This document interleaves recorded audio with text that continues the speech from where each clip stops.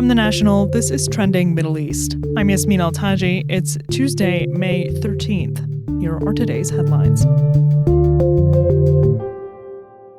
President Donald Trump's trip to the Gulf begins with his arrival in Saudi Arabia today. Saudi Arabia and the UAE have each committed billions of dollars in investment deals into the U.S.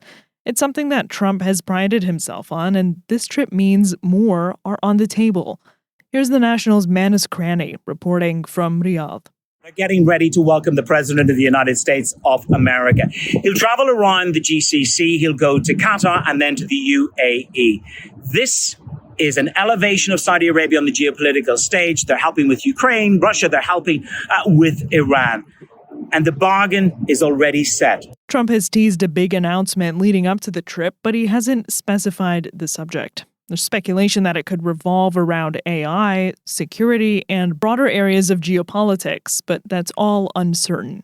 Trump will visit Saudi Arabia, Qatar, and the UAE on his trip throughout this week. Will those numbers change? Will there be a grand, big announcement on security, on defense, on AI, on oil, or maybe even on nuclear? The business forum takes place, and the titans of U.S. industry are flanking the President of the United States of America. Larry Fink, that dealmaker extraordinaire from BlackRock in the region, Jane Fraser of Citi. We understand Jensen Huang will be here as well, along with Kelly Ortberg from Boeing.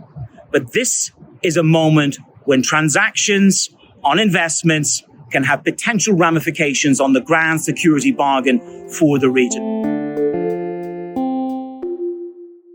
The U.S. and China have agreed to lower tariffs for 90 days as the world's two largest economies continue with discussions. It's a move that's boosted global stock markets and oil prices. The 90-day period will allow the countries to hammer out further economic and trade deals. That's according to a statement from the White House. Here's The National's Aarti Nagraj with more. So what we're looking at is that the U.S. imposes, as of this point, had 145% tariffs. That's come down to 30%. And then from the Chinese side, what's happened is that the tariffs have gone down from 125% to 10%. So that's significant. They have 3 months to discuss, decide how they want to proceed. It's been something that everybody's been waiting for. Global supply chains were hit hard because of, escalations in the trade war. Markets have gone up following the announcement. Oil prices went up. So I think it's been a breath of fresh air because everybody was... Trump's 20% fentanyl-related tariffs on China will remain.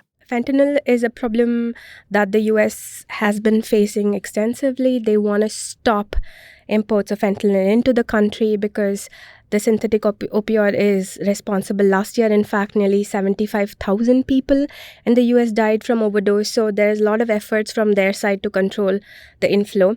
They blame China for allowing it. There was cooperation between the countries in the past, but, it's deteriorated a bit in recent years. So the tariff that's been imposed is specifically saying that China is not doing enough to stop the inflow of fentanyl into the country. So that still remains, which is why you see that the US side tariffs on China is at 30%. This was faster than people even expected any sort of a deal.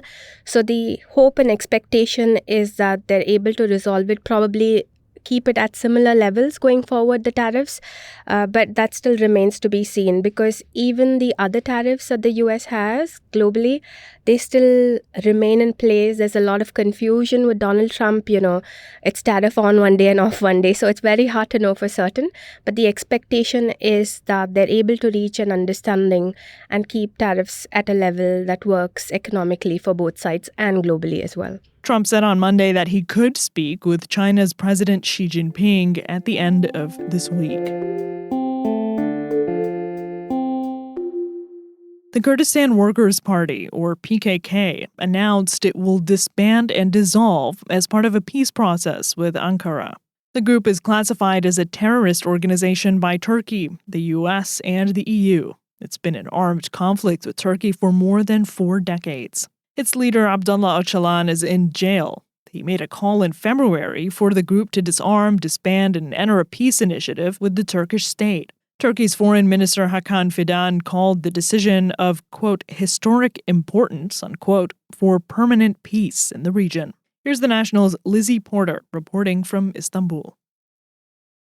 On the Turkish government side, an ultra-nationalist ally of President Recep Tayyip Erdogan had said months ago, in exchange for disarming and dissolving themselves, Abdullah Öcalan might be allowed greater freedoms. It was not clear exactly what he might get, but there was a sort of overture made and a kind of attempt to restart what has been described by Kurdish politicians as a peace process or steps for greater democracy and freedoms for Kurds in Turkey, and by the Turkish government as a way of achieving a terror-free Turkey. The PKK was founded by Öcalan in 1978 and has waged an insurgency against the Turkish state.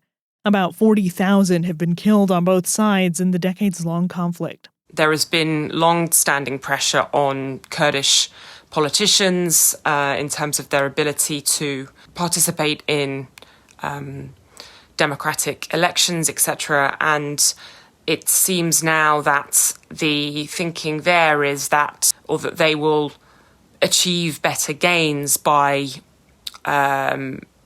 disassociating themselves and not having any kind of association with an armed separatist movement against Turkey. In recent years, the group's activity has been limited to the mountainous areas of the Kurdish region of northern Iraq and Syria, where PKK offshoots developed a presence.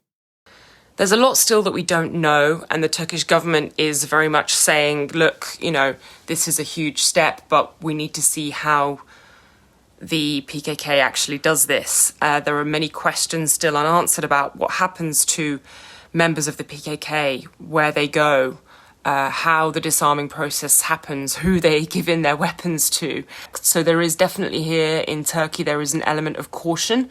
Officials are saying that, look, this needs to be actually implemented. This needs to actually happen now. That's all for this morning's headlines. You can get these stories and follow live updates at our site. Yasmin Altaji, The National.